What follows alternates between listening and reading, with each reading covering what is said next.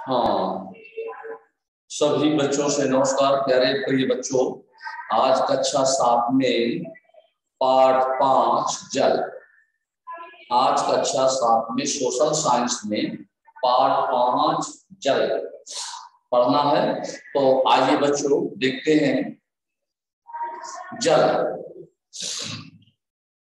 जल के बारे में सोचने पर आपके मस्तिष्क में क्या चित्र बनते हैं? जल के बारे में सोचने पर, जल के बारे में सोचने पर आपके मस्तिष्क में क्या चित्र बनते हैं? आप नदी, जल प्रवाह, वर्षा की रिमझिम, अपने नल के जल के बारे में सोचने लगते हैं। बच्चे वर्षा से भरे गड्ढे में कागज की नाव तैरा कर बहुत खुश होते हैं।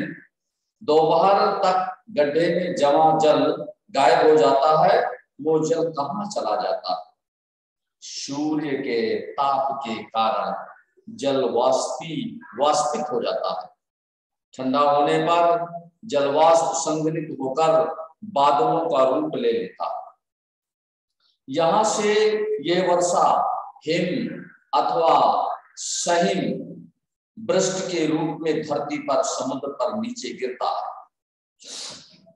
जिस प्रक्रम में जल लगातार अपने स्वरूप को बदलता रहता है और महासागरों, वायुमंडल एवं धरती के बीच चक्कर लगाता रहता है, उस जल को क्या कहते हैं बच्चों? जलचर। उस वायुमंडल एवं धरती के बीच चक्कर लगाता रहता है, उस जल को, उसको जल चक्र कहते हैं। हमारी पृथ्वी थलशाला के समान है। जो जल शताब्दियों पूर्व उपस्थित था वही जल भी मौजूद है। जिस जल का प्रयोग आज हम हरियाणा के खेत में सिंचाई के लिए कर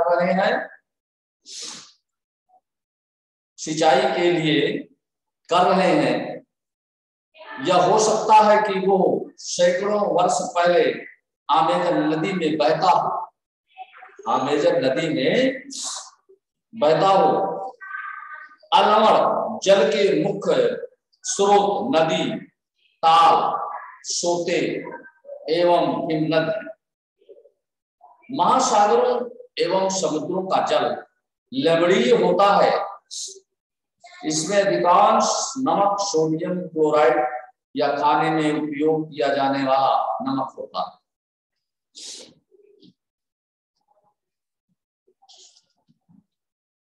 जल का वितरण हम सभी जानते हैं कि पृथ्वी की सतह का 3/4 भाग जल से ढका हुआ है। यदि धरती पर थल की अपेक्षा जल अधिक है तो अनेक देशों में जल की कमी का सामना क्यों करना पड़ता है? क्या पृथ्वी पर मौजूद संपूर्ण जल हमारे लिए उपलब्ध है? निम्नलिखित तालिका में जल वितरण का प्रतिशत दिया गया है।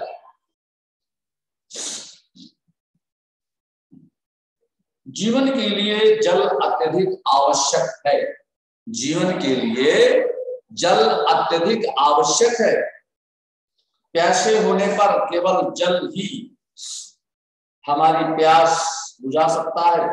ऐसे में आपको क्या ऐसा नहीं लगता कि लापरवाही से जल का उपयोग करने पर हम बहुमूल्य संसाधन को बर्बाद करते हैं?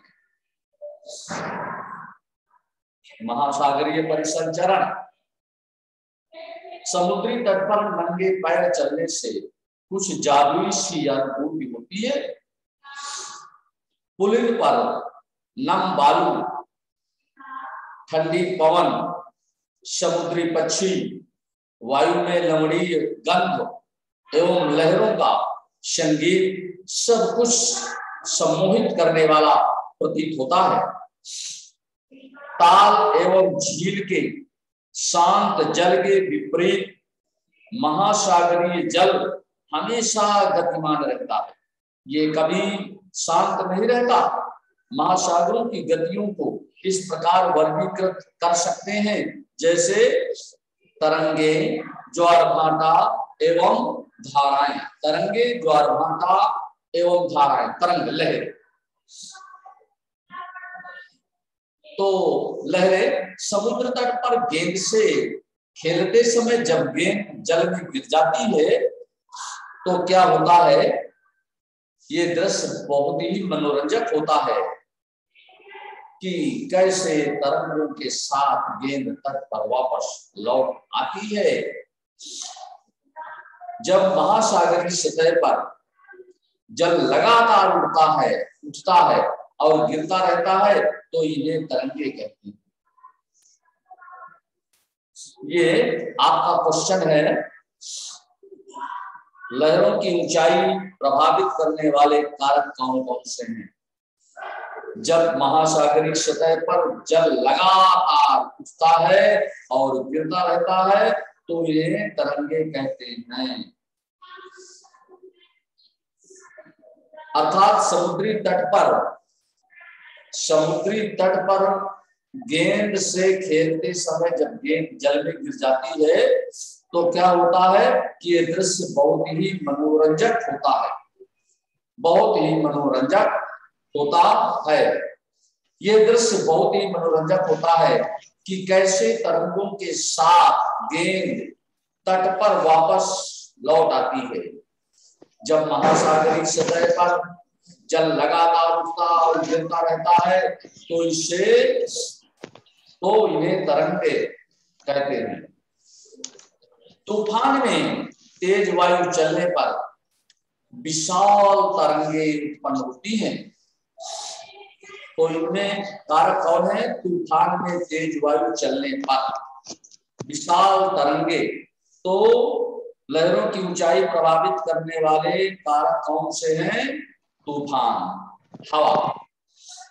तूफान में तेज वायु चलने पर विशाल तरंगे उत्पन्न होती हैं। इनके कारण अत्यधिक विनाश हो सकता है। भूकंप, ज्वालामुखी, उद्गार या जल के नीचे भूस्खलन के कारण महासागरीय जल अत्यधिक विस्थापित होता है। इसके परिणाम स्वरूप 15 मीटर तक की ऊंचाई वाली विशाल ज्वारीय तरंगे उठ सकती हैं जिसे सुनामी कहते हैं।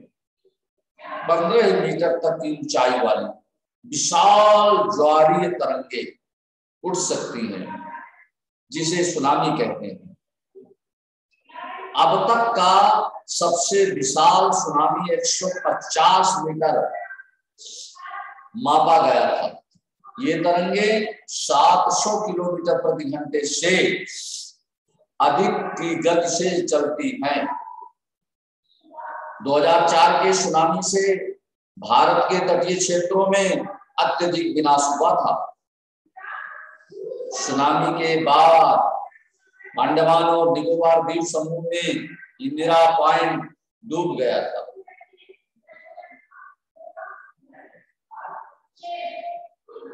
सुनामी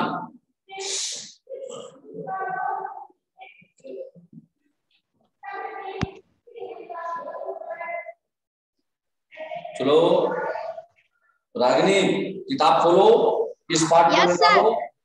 ये पाठ निकालिए। किताब निकालो बेटा। आवाज आ रही है? आ रही आवाज? Yes sir. Yes sir. ज्वार भाटा दिन में 2 बार नियम से महासागरीय जल का उठना एवं गिरना ज्वार भाटा कहलाता है। जब सर्वाधिक ऊंचाई तक उठकर जल तट के बड़े हिस्से को डुबो देता है तब उसे ज्वार कहते हैं। और जब जल अपने निम्नतम स्तर तक आ जाता है एवं तट से पीछे चला जाता है तो उसे भाटा कहते हैं। किताब निकाल लिया? किताब निकालो।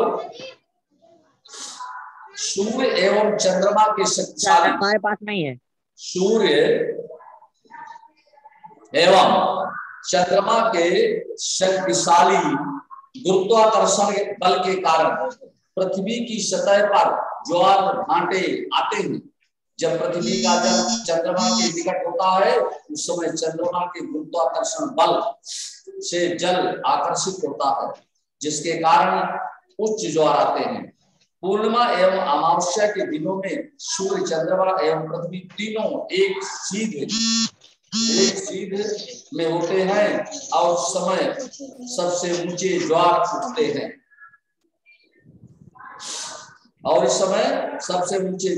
हैं इस ज्वार को बृहद ज्वार कहते हैं।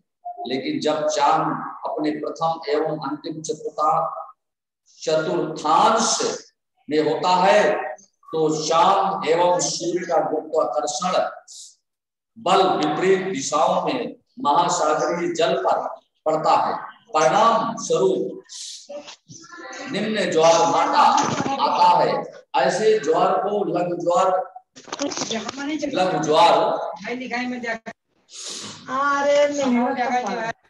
या लघु ज्वार भाटा कहते हैं। उच्च ज्वार नौ संचालन में सहायक होता है। ये जल स्तर को तट की ऊंचाई तक पहुंचाते हैं। ये जहाज को बंदरगाह तक पहुंचाने में सहायक होते हैं। उच्च ज्वार मछली पकड़ने में भी मदद करते हैं। उच्च ज्वार के दौरान अनेक मछलियां तट के किनारे आ जाती हैं। इसके फलस्वरूप मछुआरे बिना कठिनाई के मछलियां पकड़ पाते हैं। कुछ स्थानों पर ज्वार भाटे से होने वाले जल के उतार चढ़ाव का उपयोग विद्युत उत्पन्न करने के लिए किया जाता है। तो आइए सबसे पहले हम निम्नलिखित स्तंभों को सही जोड़ी में मिलाते हैं। सही जोड़ी में लिखिए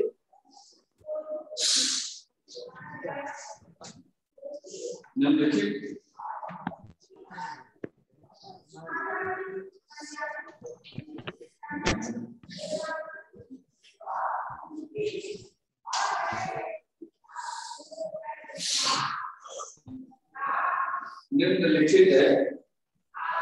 स्तंभों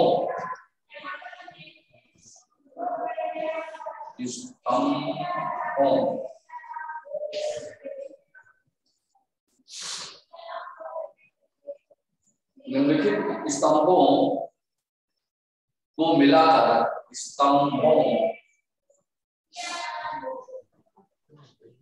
निम्नलिखित स्तंभों को मिलाकर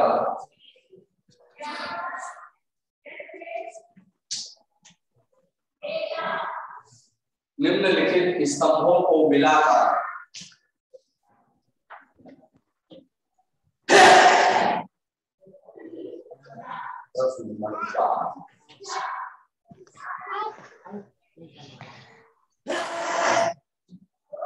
निम्नलिखित स्तंभों को मिलाकर सही जोड़े बनाइए। सही जोड़े बनाइए।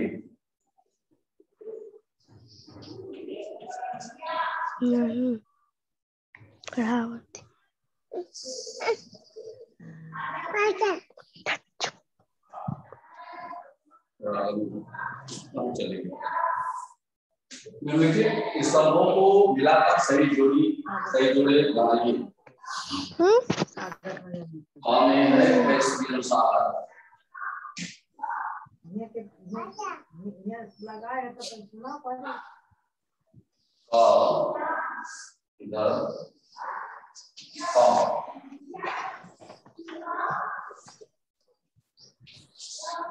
काफी तरफ है कैस्पियन सागर।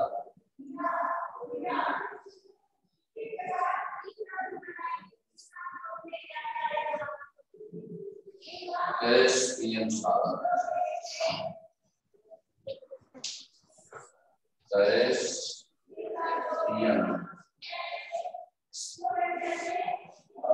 कैस्पियन सागर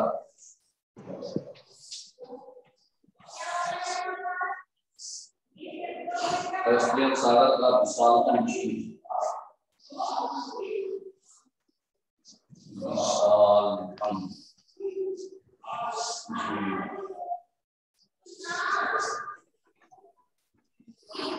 दूसरा है ज्वारभाटा,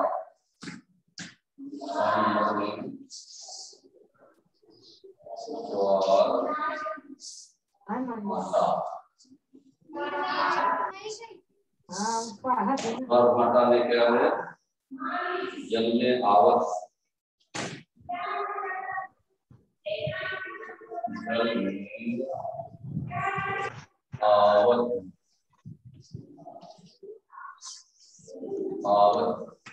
जल में आवत, चढ़ाव एवं उतार,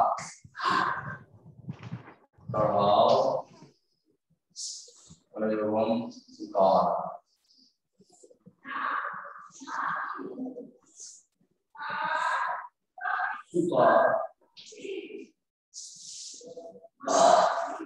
ज्वारभाटा जल में आवत, चढ़ाव एवं उतार।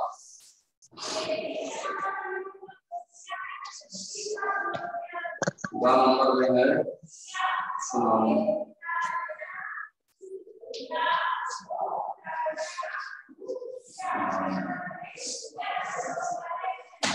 सुनामी में है तीव्र भूकंपी तरंगें, तीव्र भूकंपी तरंगें,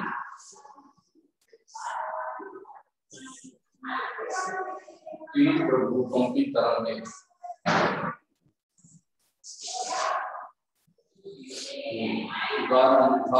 महासागरीय तारण,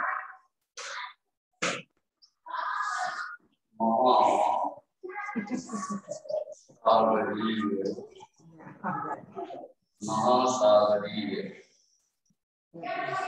धाराएं,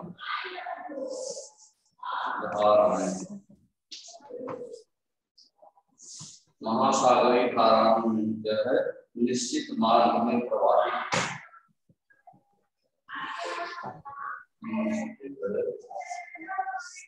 मार्ग में प्रवाहित,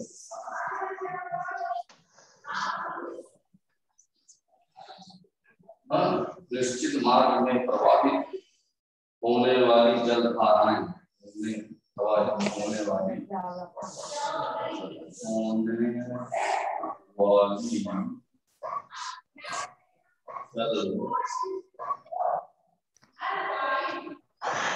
जलधाराएं,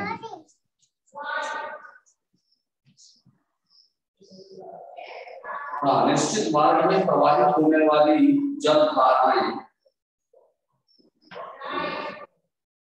ये आपकी हो गई, इनको नोट करें। कैस्पियन सागर, विशालतम झील, ज्वारभाटा जल में अवध, चढ़ाव व उतार, सुनामी, तीव्र भूकंपी तरंगें, महासागरीय धाराएं, निश्चित मार्ग में प्रवाहित होने वाली जलधाराएं।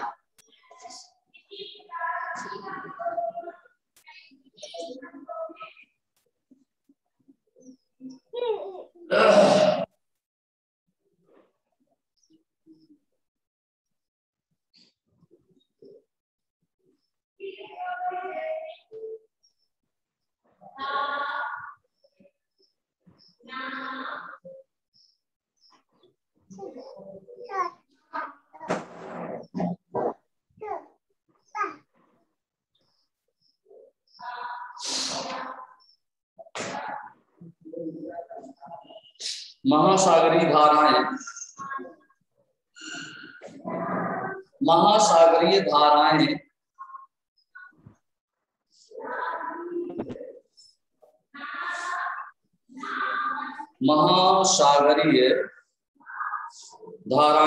महासागरीय धाराएं निश्चित दिशा में महासागरीय सतह पर नियमित रूप से बहने वाली जल की धाराएं होती हैं।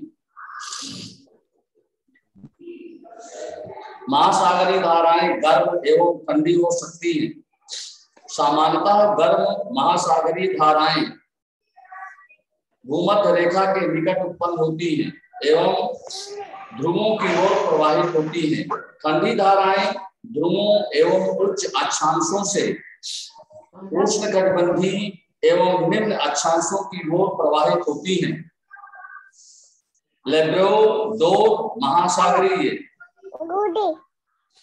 धाराएं शीत जल धाराएं होती हैं, जबकि गल्फ स्ट्रीम गर्म जल धाराएं होती हैं। महासागरीय धाराएं किसी क्षेत्र के तापमान को प्रभावित करती हैं। गर्म धाराओं से स्थलीय सतह का तापमान गर्म हो जाता है।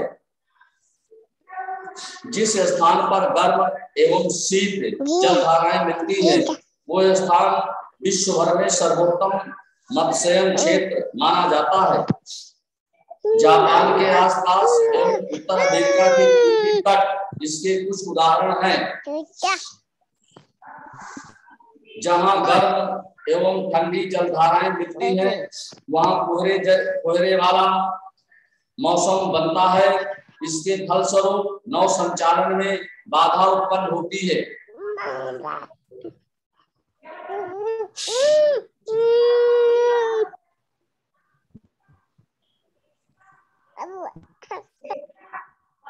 सुनामी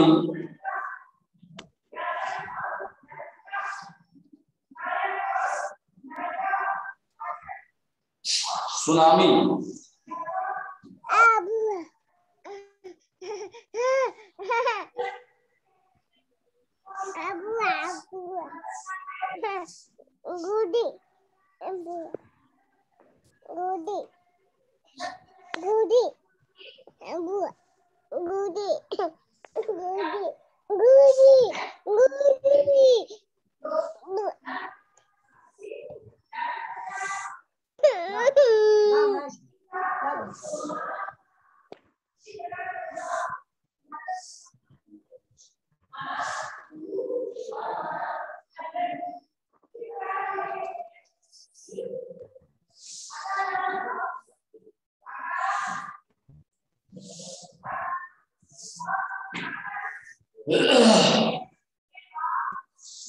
छब्बीस दिसंबर 2004 को हिंद महासागर में सुनामी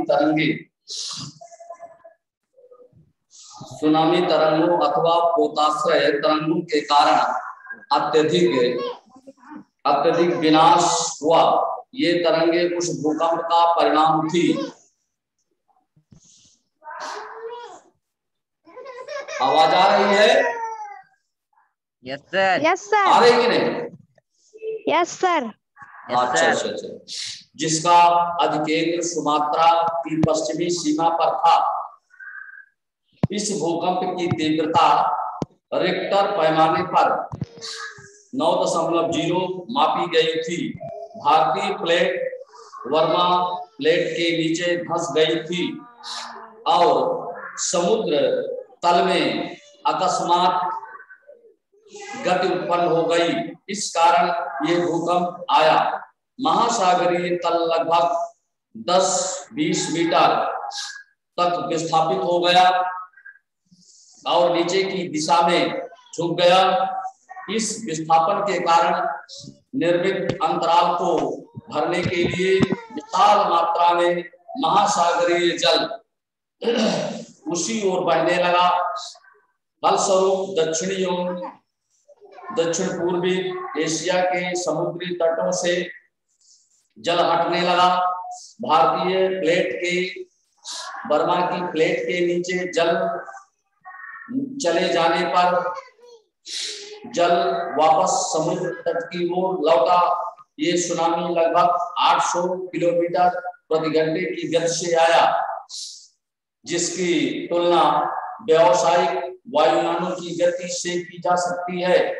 और इसके परिणाम स्वरूप हिंद महासागर के कुछ द्वीप पूर्णतः डूब गए।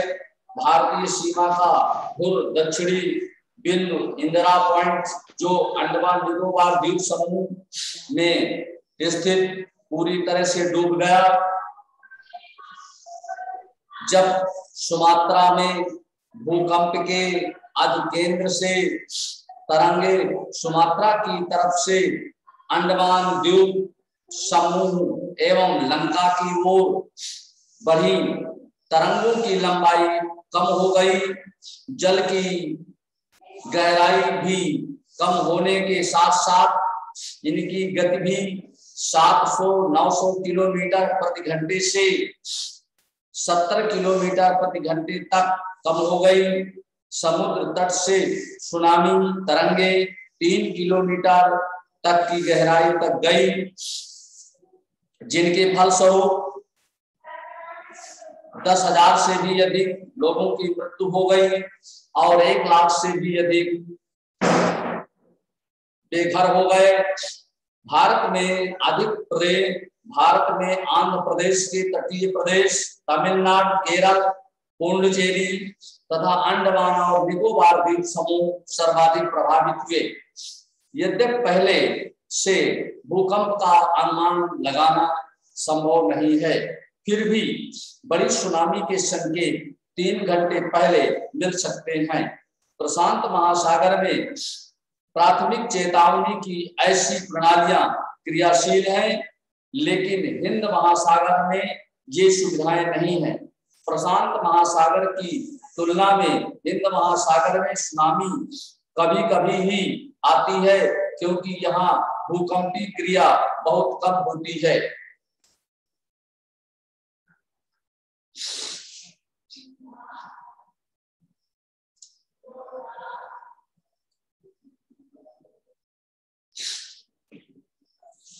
इजराइल के मृत सागर में 340 ग्राम प्रति लीटर लवणता होती है।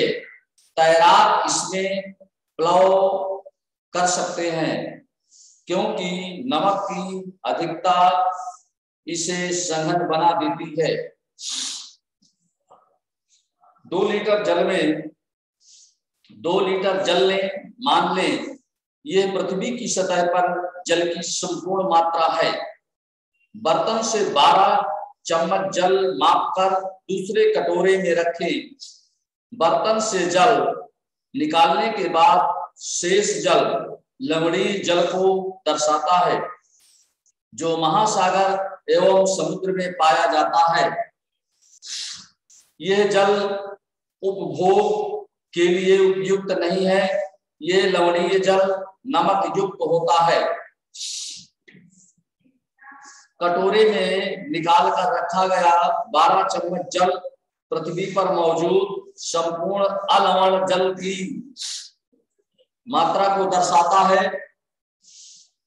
चित्र में इस जल के वितरण को दर्शाया गया है।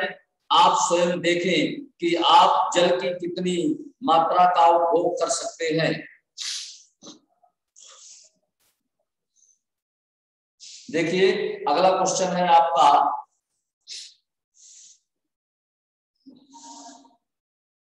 ज्वार भाटा क्या है? प्रश्न नंबर 4। प्रश्न नंबर 4,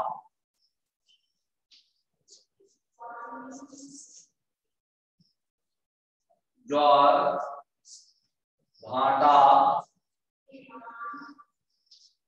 क्या है?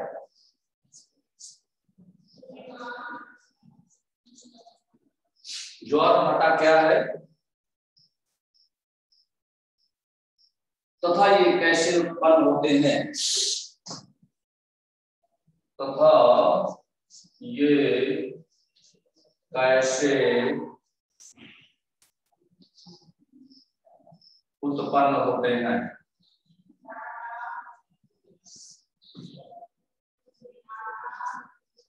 उत्पन्न होते हैं। उत्तर में देखें,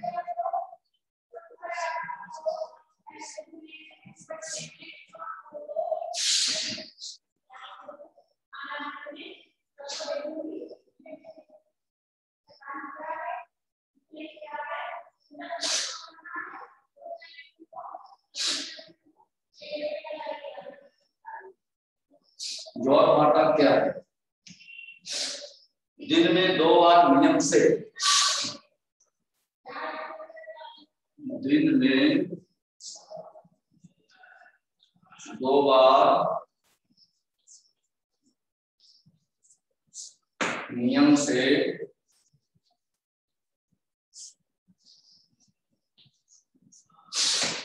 दिन में 2 बार नियम से महासागरीय जल का उठना, महासागरीय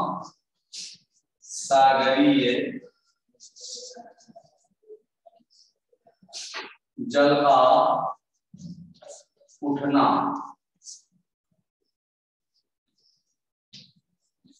महासागरीय जल का उठना एवं गिरना,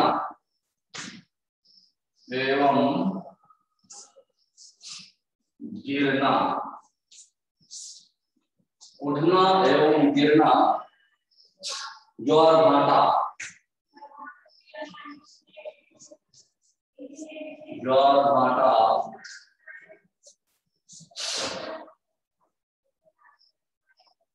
ज्वार भाटा कहलाता है।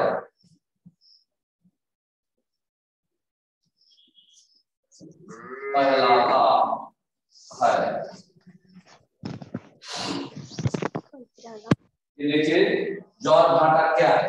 दिन में 2 बार नियम से महासागर के जल का उठना एवं गिरना ज्वार भाटा कहलाता है। एक तो ये आपका उत्तर आया। दूसरा है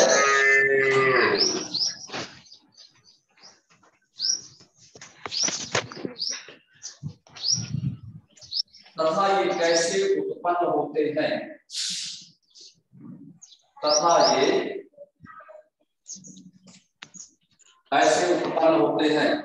सूर्य एवं चंद्रमा के शक्तिशाली, सूर्य एवं चंद्रमा के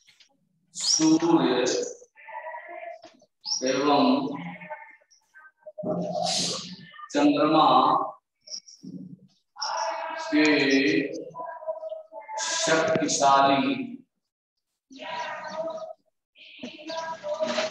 सूर्य एवं चंद्रमा के शक्तिशाली, सूर्य एवं चंद्रमा के शक्तिशाली गुरुत्वाकर्षण,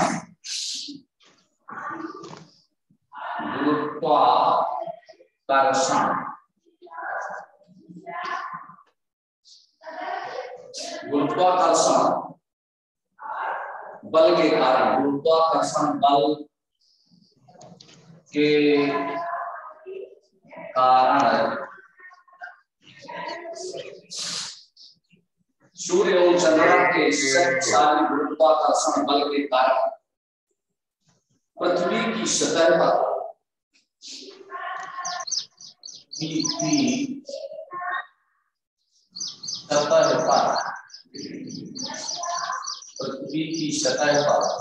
पृथ्वी की सतह पर ज्वार भाटे आते हैं। पृथ्वी की सतह पर ज्वार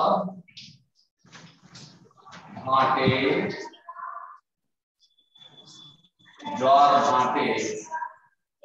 आते हैं।